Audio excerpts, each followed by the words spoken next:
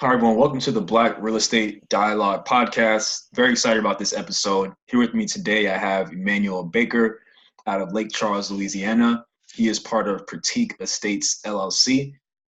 Emmanuel, thank you so much for joining us today, man. Hey, thank you. The pleasure is all mine. I'm glad to come on, and this is my first podcast, so I'm pretty excited Nice. to let everybody know my story. Absolutely, absolutely. So first, tell us more about the name. How did you come up with Critique Estates?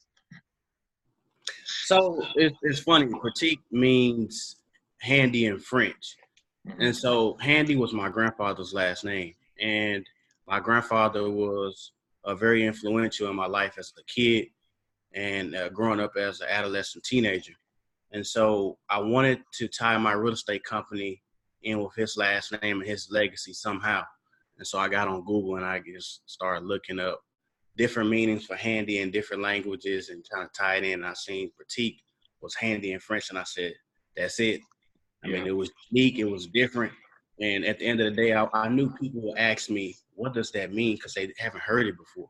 And so it's a brand changer for my brand as well too. So I was like, yeah, that's it. Nice, man. Nice. So tell us more about what your childhood was like and what you saw or what you didn't see that eventually shaped your view of building wealth. Okay. So I come from a two-parent household. Both of my parents work 9 to 5 jobs, but growing up, I seen that my parents also had side hustles and different side businesses they did on the side. And so my dad worked for Chase and General Motors growing up, and my mom worked for a bank, and then she also switched over and started working for home health agency. And so my mom did decorations for weddings and different events, and she also had an event coordinator business. And so I remember growing up, we used to go to her different events and help her set up with extravagant decorations on the tables or chair cloths and different things like that. And I used to just see the process from the beginning to the end, and me not knowingly, I'm seeing the business being ran smoothly. She had some of her friends and coworkers and different people to help her just pay on to everything done efficiently and effectively as possible. And so I was like, wow. And that was like my first kind of introduction to business growing up as a kid. And also my dad, his best friend did taxes. And so my dad started doing taxes as well. His best friend brought him onto his company and taught him. And then he started building up his clientele. So on some weekends, I used to spend some time with my dad at the tax office, filing paperwork and different things like that. And it's kind of cool. I was just happy to spend time with my dad, but he was showing me a little bit of business as well. And so that kind of touched bases when I come back and talk about my grandfather. My grandfather was highly influential in my life. Like, he owned the barbershop in Monroe. In the community that I grew up in, it's called Booker T. And my grandfather was highly respected in the neighborhood. He was a politician. He drove the school bus for a school out there, and also he owned the barbershop. And he sat on the state barber board for about 20 plus years. And he used to come down to Baton Rouge and Lafayette, and they put in Monroe for people sit for the state exam to become a licensed barber. Wow. And so my grandfather, man, he started me off on an entrepreneurship journey as a kid as well. And so I was 10 years old, and I used to go to his barbershop with him all the time. And one day he bought me a shoe shine stand. And he told me, he was going to buy me the shoe shine stand, and that he wanted me to shine shoes in the back of the barbershop. I charge people, and I come up with my own price list. And so I'm 10 years old. I'm not knowing how much to charge, so I kind of go around asking, and I asked him how much I should charge. And he said, you should do about $5 for both shoes starting off. And so he gave me the whole setup. He gave me the brushes, the polishes, and everything, the whole 9 yards. So that was my first introduction to entrepreneurship on my own. And I was just excited to be at the barbershop because I used to go there all the time and cut hair. I mean, not cut hair, but all the time and sweep up the hair after my grandfather finishes, wipe the windows and the whole 9 yards. But actually being in there and, doing my own little thing, shining shoes, it was pretty dope, man. I had fun doing it for a while. Wow, that's amazing. So it's kind of, you really had three very important people in your life with 9 to 5s, but also with businesses, and you were able to get involved from a kid. You had your own little business, your own business in the barbershop as a kid. So I'm sure, a lot of those things over the years and now in adulthood, you probably see a lot of those lessons you learned back then come to life now. Yep. And also looking at it too, like, so he didn't want me to be stagnant. And so I did the shoe shine business for a while. And then that led to, I had like a little concession stand set up, in the barbershop, in the waiting room for all the people. I had pickles, chips, and cookies, and the whole 9 yards, drinks and stuff like that. And so when people sitting in the waiting room and they bored or they want something, they see, marketing. Basically, I was marketing to them because sometimes people don't want stuff until they see it. Their eyes are bigger than their stomach. So if they see Kool-Aid, pickles, or Doritos on the table, they say, "Let me get some. Let me get that." While they waiting. And so I made a killing, man. It was crazy. And I did that for a few years, and that led me into getting a vending machine. Wow. And it's just amazing looking back at it. That whole time I wasn't knowing what my grandfather was doing, but he was introducing me to, entrepreneurship and business, and taking it from one level to the next level. And I was just like, man, that's amazing. Wow. I think that's really cool. Especially if you think about it, your grandfather has a barbershop, people are in there. I mean, he had to be thinking ahead because people are in there, maybe they're coming from work or church or whatever. They want to get their shoe shine, or they're going to an event, getting cut for an event. They want to get their shoe shine. And then you kind of brought that into the next business, which was selling the snacks. Like you said, people are waiting. They want to munch on something. And then you kind of got to the vending machine. So tell us about kind of how that entrepreneurial spirit developed into you getting into real estate. Okay. Well, like I said, coming from an entrepreneurship background, I always wanted to be into real estate as a kid. And so my definition of real estate was kind of different because I thought you had to become a real estate agent to be into real estate. But growing up, and when I found out that you didn't have to be in it to invest in it, and I was like, wow, that's the route I need to go. Because I didn't want to do the real estate agent route, but I would do it if I had to. And so how I got into real estate was when I first moved to Lake Charles. The rental market was crazy, man. You would think you're in Houston or something. And it's like that because they have a lot of refineries out here. And the market is overpriced because the market, you have a lot of people looking for apartments and houses because they have a lot of contractors out here. And a lot of plants are doing billion-dollar expansions.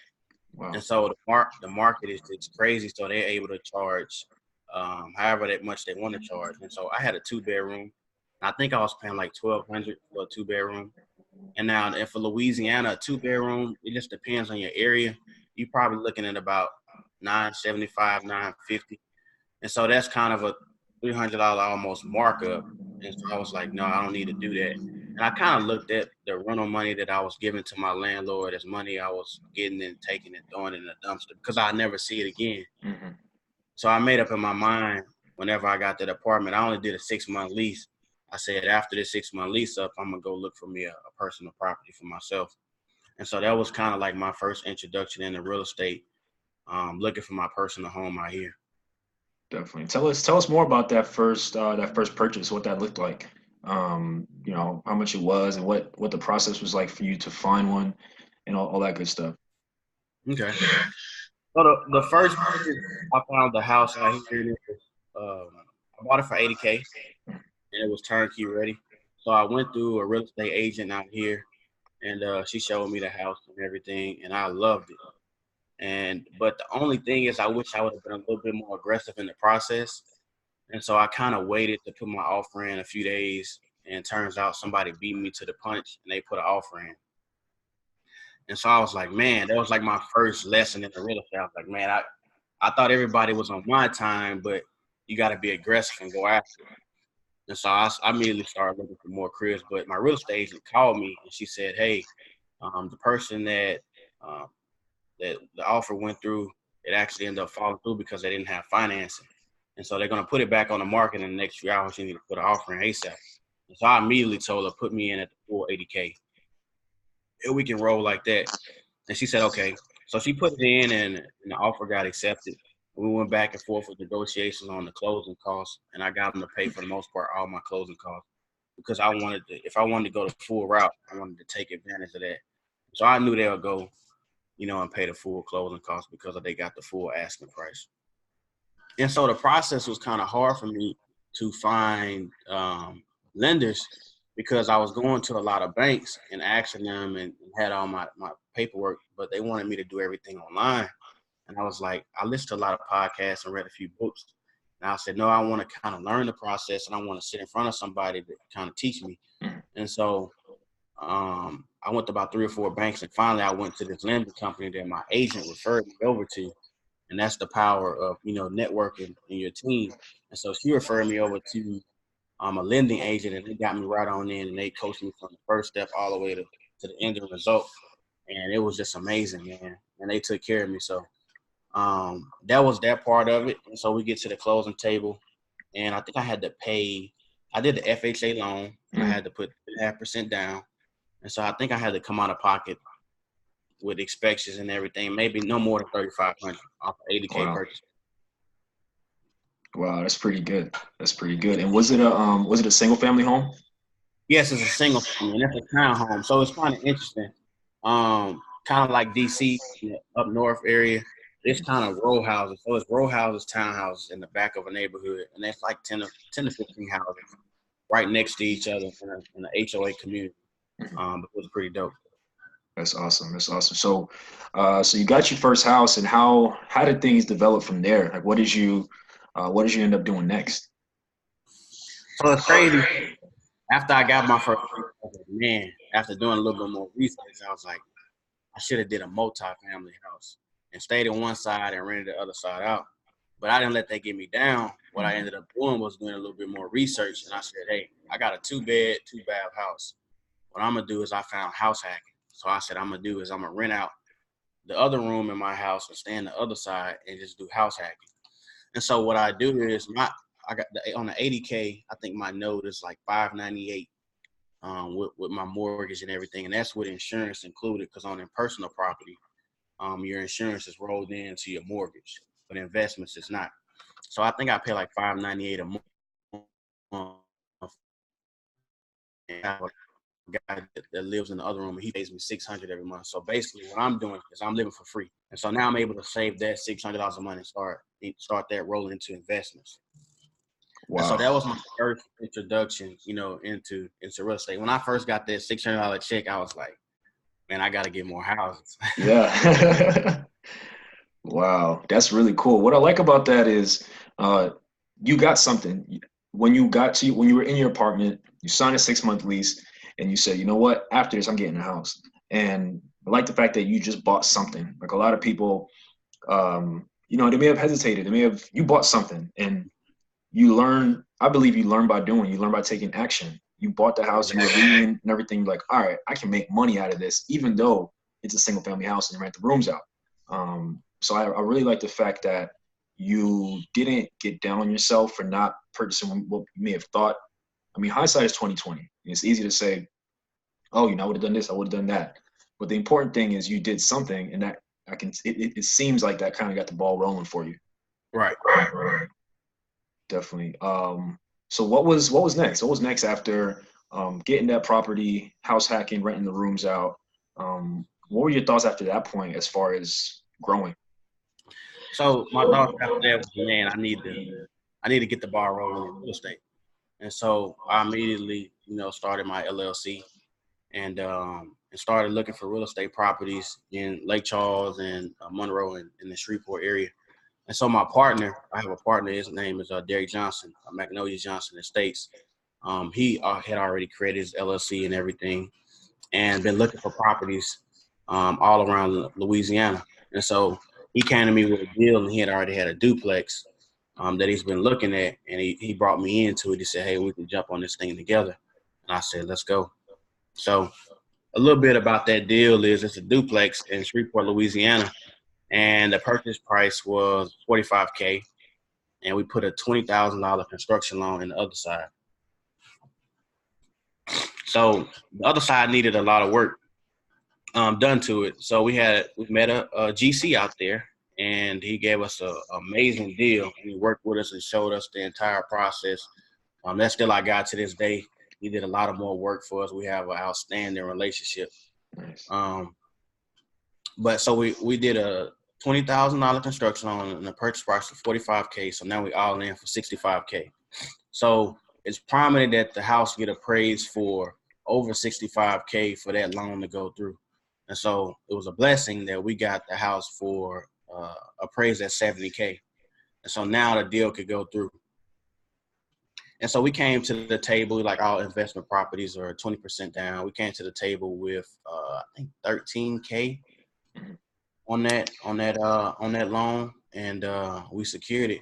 And I think we did about 30 to 45 days on the construction side of the unit A, and we got it turned over and ready. And so that's one of our best units to this day, because the other unit was already, for the most part, ready. The owner was staying in that side, and then the other side was, for the most part, just needed a full job. And so that's one of our best units to this day. Wow. And what was it like for you, just being someone new, working on like how much work did the property need, and what was that like for you as someone who was pretty new in the game, working with a GC and just making sure things get done? Man, it was interesting. I stay about 3 hours from Shreveport. And so I was going out there pretty often just to check on the property on the weekends and check on the status, and just absorbing the process from A all the way to Z and seeing what needs to be done. But I was excited, man. It was my first rehab, first investment property. And so it was mind-boggling, man. I enjoyed every step of the way. But what I also did, too, was I did my research, on the back end. I made sure that, everything that I was doing was, up to code, and just following behind the GC, even though he does great work, but we just want to make sure that everybody's aligned and all I's and T's are dotted. And so me and my partner used to just take turns and go out there and just view it. Sometimes we stay the night out there and then come back in the next morning. And sometimes we got our hands dirty and did a little bit of sweat equity, man. It's just to learn and see how much we'll go to the store and get materials and see how much, materials cost. So whenever we leading projects one day, we'll know, sheetrock costs this much, flooring costs this much, and we know how, we can't get beat on deals because we can say, nah, this quote is $1,500, but no, this costs $11, and we'll give you a 300 fee so we can save $100.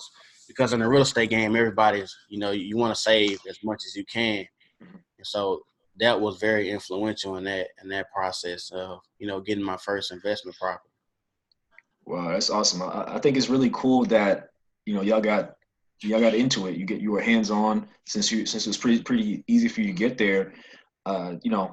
It's possible that people who live as close as you did to this first investment property may have just said, "Oh, the GC knows what he's doing," and maybe he does. But I think there's a lot of value in seeing what the materials cost, seeing how things work, seeing how much the labor is supposed to be, going to the store and just kind of being involved and like you said, putting in some sweat equity. So I'm sure, being that involved in the process has helped you and will definitely help you in the future. So that's really cool, man.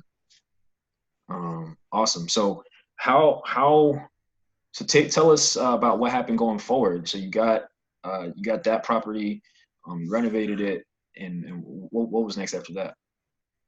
So shortly after that, we found another duplex in the area, and we went after it, man. I think it was the purchase price was like $25K for the duplex. But again, so our strategy is multifamilies.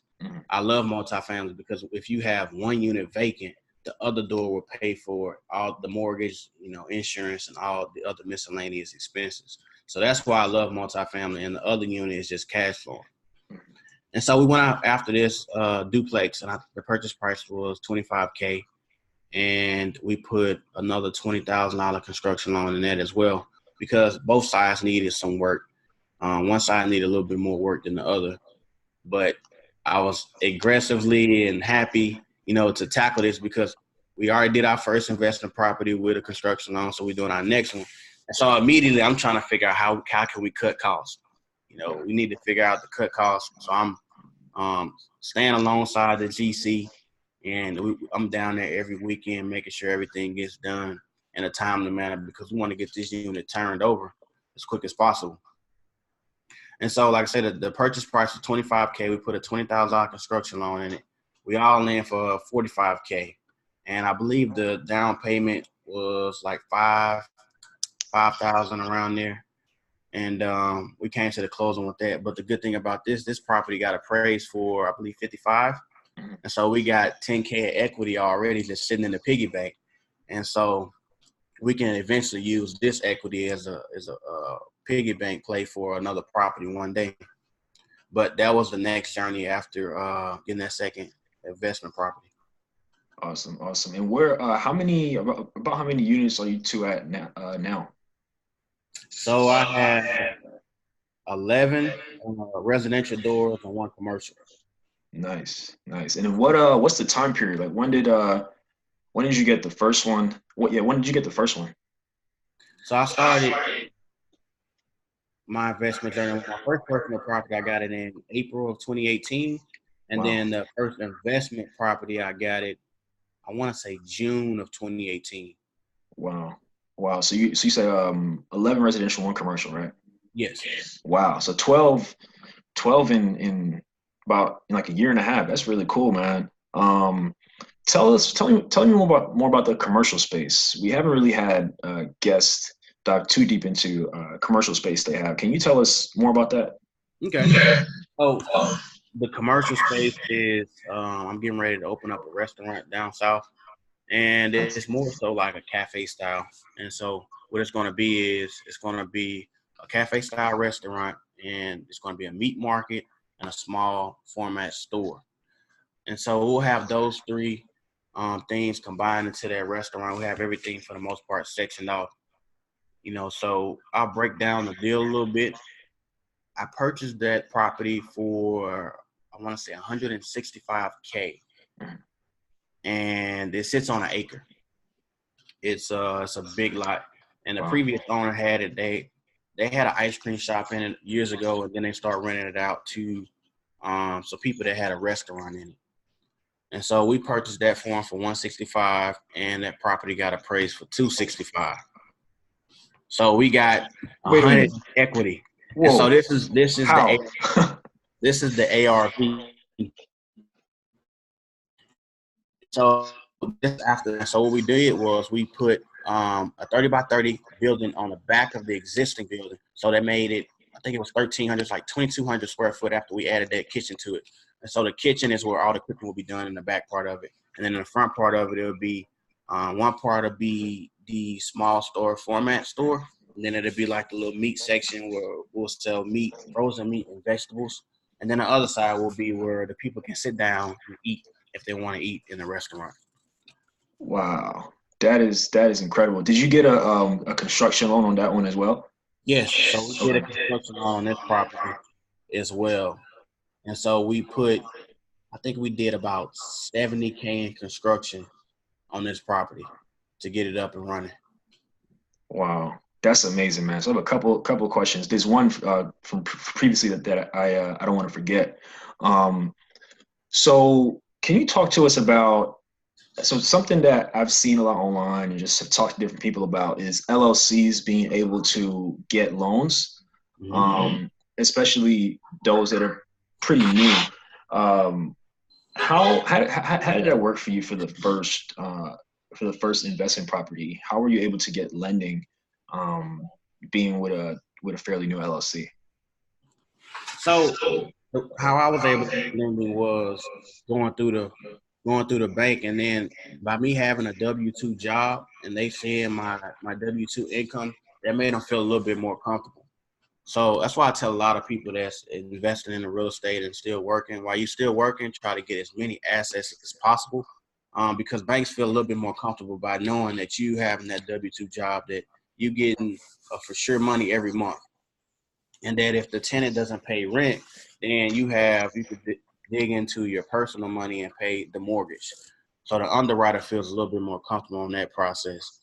And so that's what saved me. When I first started my LLC, just having that steady W-2 income and showing that on that paperwork. Got you. Did you have to do a personal guarantee on those at all, or did they kind of just say, this guy's running this LLC, but we see his income. If anything goes wrong, we feel he should be able to cover it, and that was it. Yeah.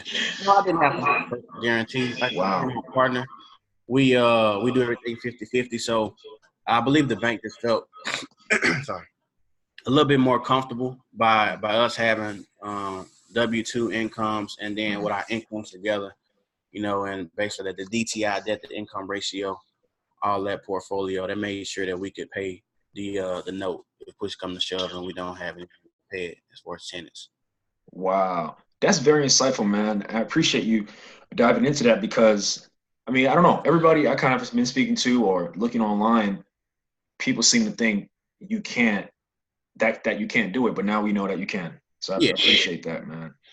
And the next question is just regarding the commercial space. Tell us more about why you decided to get into the commercial space, and also why you decided to, structure it the way you are with like the particular businesses that'll be a part of. Man, so I always wanted to, open up a restaurant. That was kind of go-to. And so when you look at real estate is everything. And so that's one of the things I love about it. And so I knew that this restaurant would be in the prime time area, which it is, and then the audience that we have, will love it.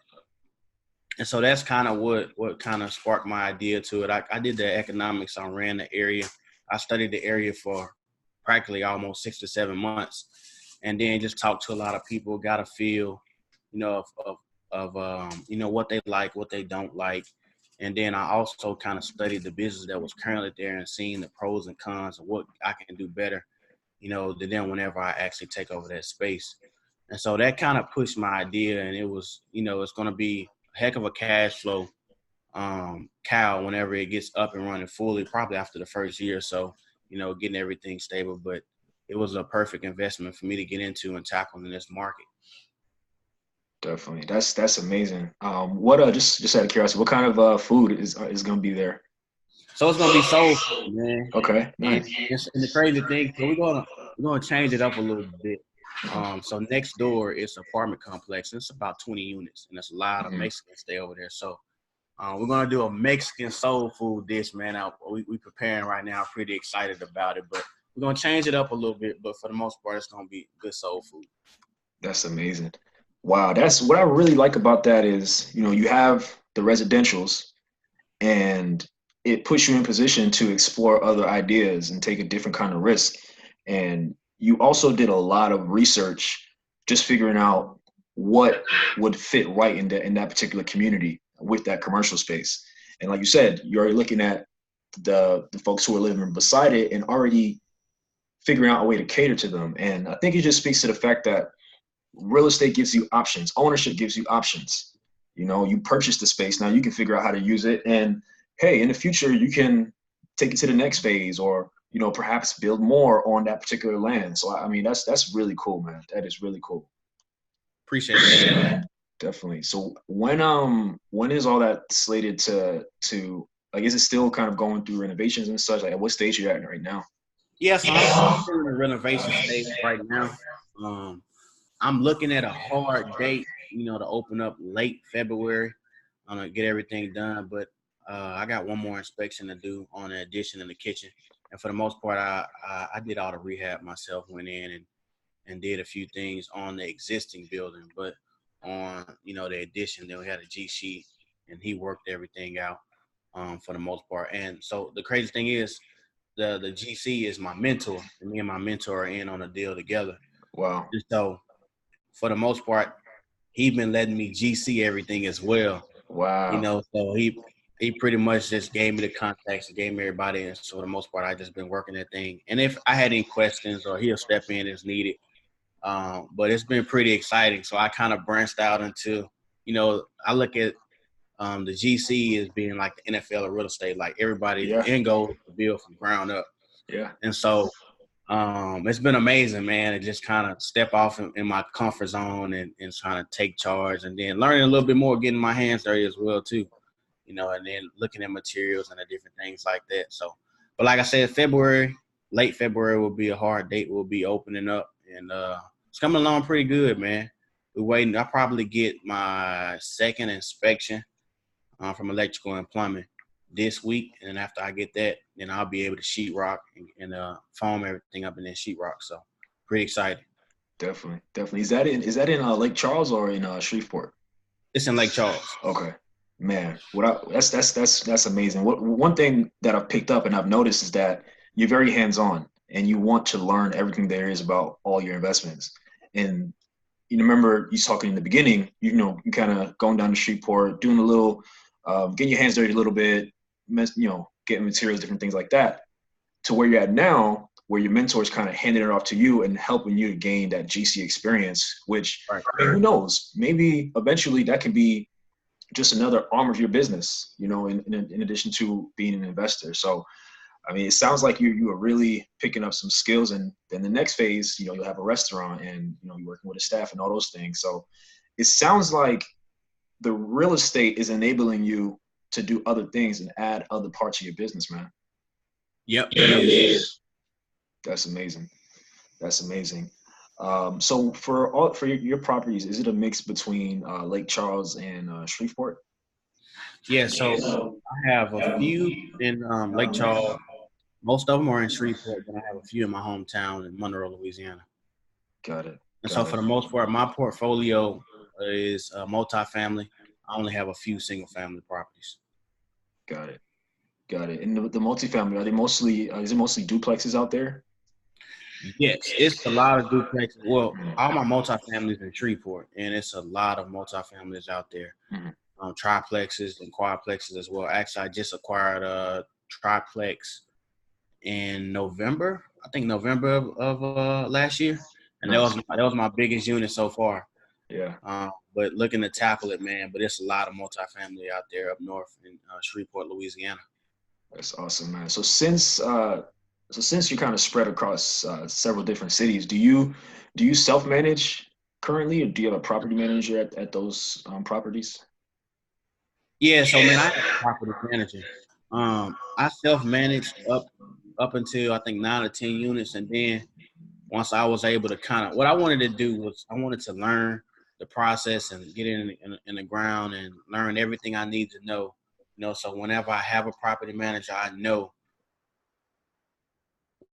it takes, how long it takes. I know, what measures and what all it takes to get everything done. It needs to be done. And so I got that experience first, and then we reached out, me and my partner, and got a property manager. And we already had a system in place prior to her coming on board to our team. We have a maintenance crew out there in Shreveport. They get called out for any maintenance issues and related to those properties. And so we brought the property manager in the third quarter of last year. And the relationship been going pretty good so far. She's in the process of growing her business along with us growing our business. So we're just looking forward to, growing our relationship and the business together. That's awesome, man. And talk to us more about what the partnership looks like between you and your partner.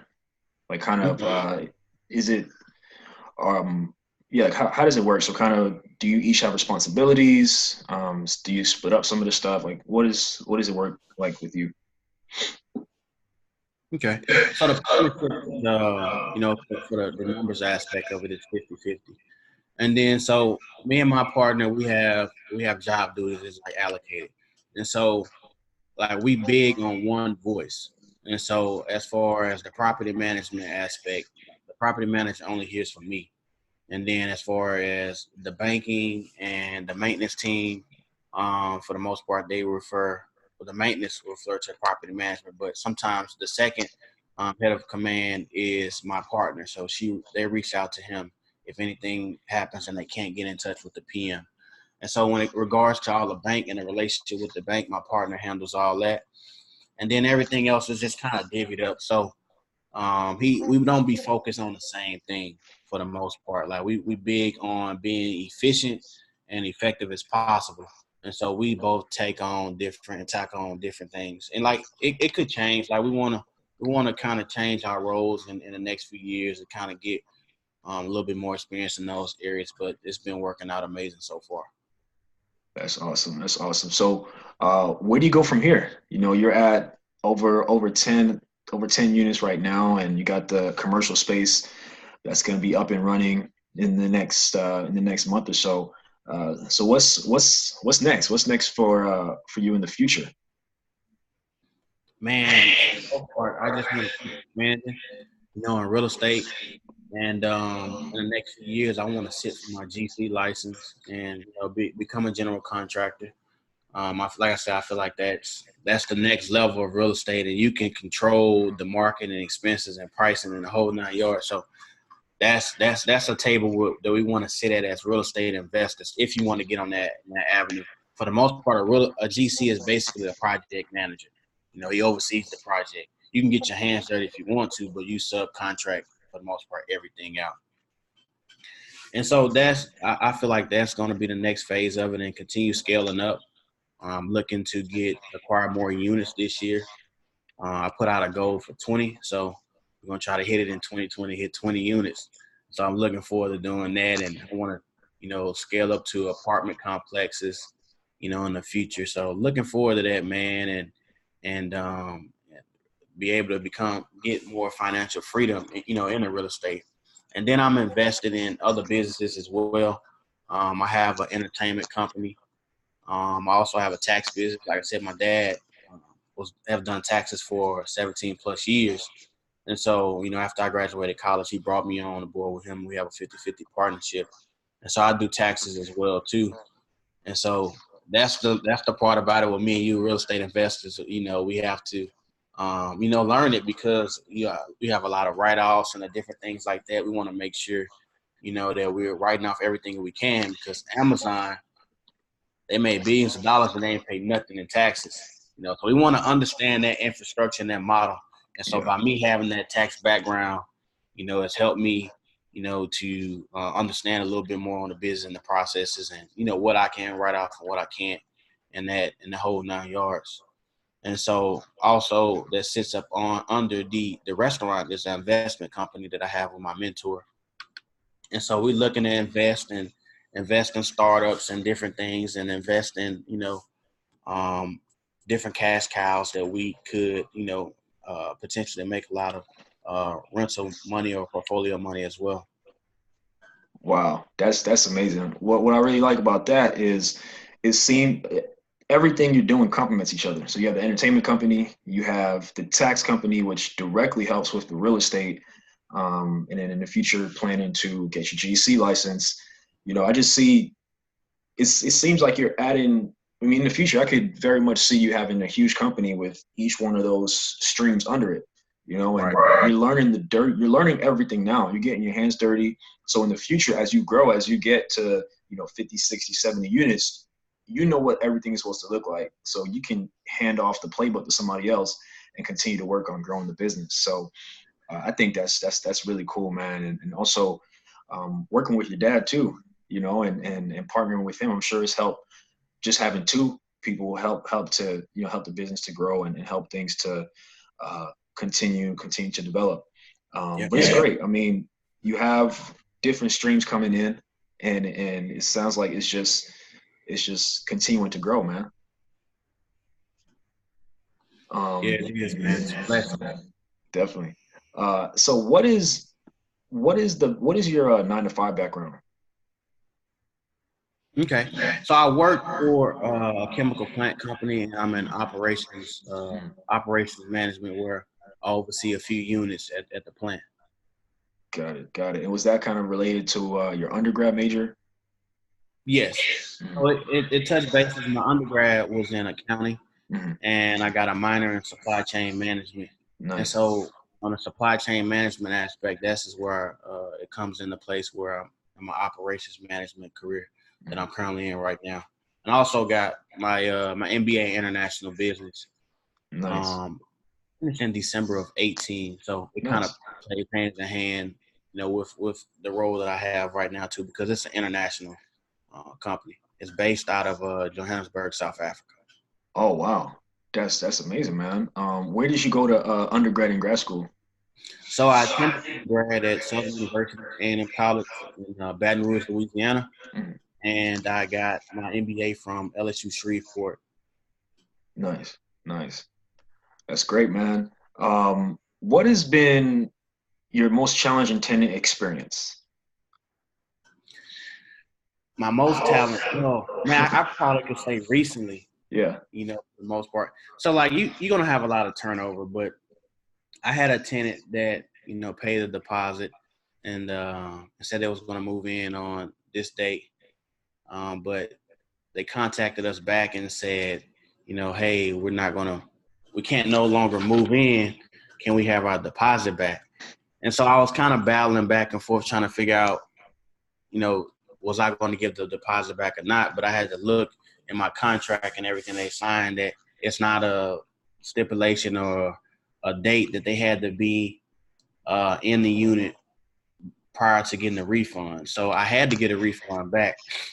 So I would say that was the most challenging because we didn't even get them in there yet. And it was already, a challenge. But for the most part, my rental portfolio, they pretty much self-efficient. They run on its own because, like I said, we did construction loans and everything for the most part is new for the tenants, so we don't really have as many problems as we should. that's good. That's good. And what are some challenges that you faced along the way as you've been growing your portfolio and growing your businesses? Man, I would say that the only deal for me being a long distance investor, just using OPT, other people's time, man. For the most part, you got to have a a trustworthy team and a team that's out there that to get the job done. So, like I said, I'm pretty hands on. Sometimes I gotta learn to let everybody else do their job, but sometimes I like to get in there and just get it done. Yeah, But as we continue to grow, and expand, it's we got to get more people on that's like minded and like us too. So we're just looking at the big end result and continue to build our maintenance team and have people out there that's boots on the ground and that's ready to work. definitely, definitely. And as far as financing, have you used different strategies, or is it mostly just construction loans? And with For the most part, it's just construction loans, but I have used owner financing on a few deals as well. Can you talk to us more about the owner financing and kind of how what your approach was to that? It's something we've spoken about before, but it's always good to hear different perspectives and how different people attack that particular strategy. Okay. So owner financing that's really my go-to, for all investors that's selling or anyone that's selling a property. For the most part, if they are really trying to get rid of it pretty fast, and they won't do owner financing, but some people that just don't want to take on that burden of, that big lump sum and having to pay taxes on it. They look at getting that money every month. Basically, owner financing is basically whoever the owner is the bank in that scenario. And so to touch bases on this deal, I believe I purchased it for 27K. It's a single family. But the good thing about it, it's in Monroe, my hometown. Um, it was already, for the most part, fully rehabbed and ready to go. I didn't have to do any work to it. The previous owner did all the work. And so we came to a price point. We negotiated back and forth, you know, to see where can we come to a median at. And we came to it at 27. And I had to pay, I want to say 5% down. Mhm. And then no interest. And I just paid it over 7 years. So after 7 years, that property will be paid off. But for the most part, I would suggest everybody to go through owner finance, so you don't have to go through the bank and then it won't hit your credit. And that was a good thing about it. And then it's just easy cash flow that you get every month. You making those payments, to the owner, which is the bank in that scenario. Wow. And how would you suggest marketing or finding owner finance deals? Do you go through a realtor or do you kind of just do direct mail? What has worked for you? For the most part, man, I got that deal through word of mouth and somebody that I knew. But you can look through Craigslist, Facebook Marketplace, even on the MLS list. Like some people that have the properties on the MLS just want to just get that exposure. But they could be possibly interested in on the financing. I tell everybody just ask. The only thing they can say is no. They can say yes or no. And so by you asking that, that could probably be, another avenue that they probably didn't even think about. You all just come to a price point that you all both agree on. But for the most part, just word of mouth.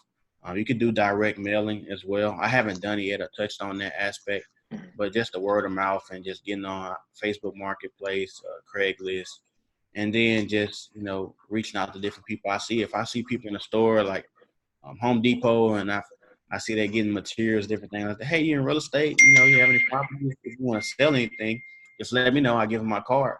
And just build relationships, man. This business is built on relationships.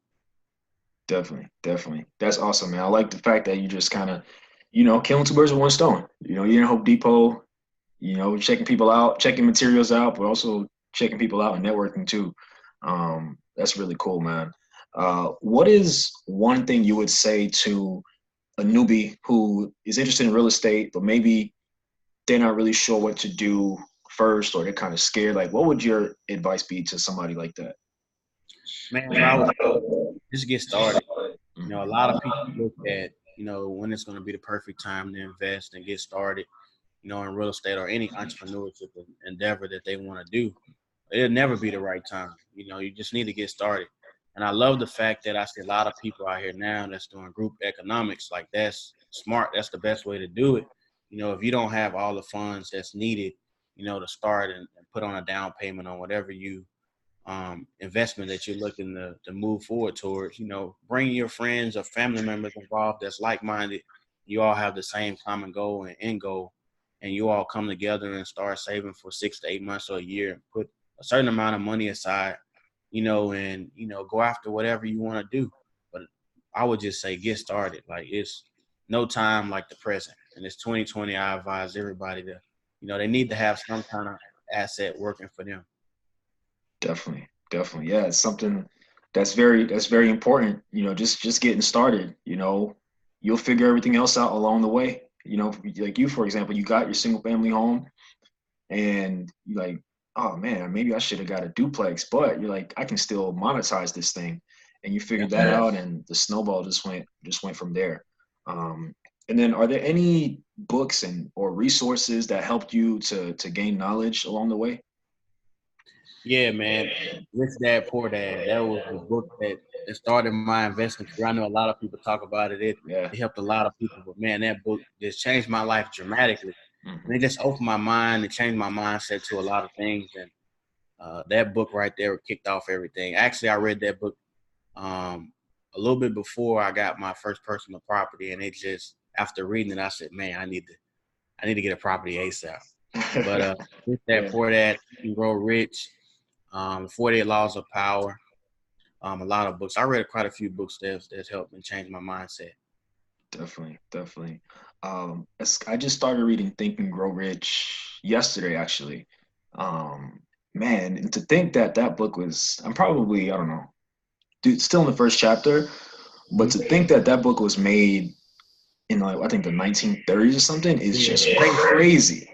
Yeah. Crazy. I think I'm at the part where the guy who wanted to work with Thomas Edison, and he basically, in short, he didn't know anything, but he just showed up and said, I want to work with you. My goal is to be a partner with you. And he started from the ground up and became a millionaire, But that just goes to say there are so many, I'm excited for what's next in that book. But, I think a lot of the books you mentioned are great. And a lot of it is just about mindset changing, like for me, I read Rich Dad Poor Dad about a year ago, and it changed my mind completely. Like the way I think about money, the way I thought about, trying to finance a deal, where to find money. It really will rewire your brain, man, and have you thinking on a whole another level. So it's really good that those are some things that have helped you. And are there any other podcasts? You know that on Think and Grow Rich, that guy, he interviewed millionaires and different people. So that's kind of how he got the different concepts. Yeah. And there's another book out there that's more so for our ethnic background that a guy wrote. I can't think of his name, but it's a version of Think and Grow Rich that it more so correlates to us. Yeah, I can't think of the name right now, but quite a few people told me about it. I want to go out and read it one day. definitely. That's amazing, man. And are there any other podcasts or any other resources that you would recommend that helped you out?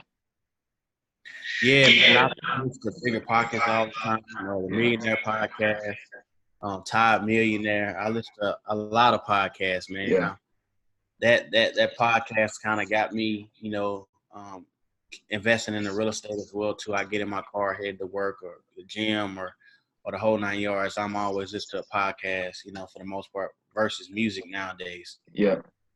Definitely. It's crazy. I did the same thing with me, and it's crazy because the thing is, music, we can memorize the music, we can be familiar with the songs. So I feel like listening to podcasts, it's the same thing. Like your brain, I mean, it feels like your brain just absorbs it, and even if you may not see it manifest right away, it might change the way you look at something. It might change the way you think about something. So I try to tell people, if you listen to a podcast, at some points it's good, to have a notes and write specific stuff you can take from it.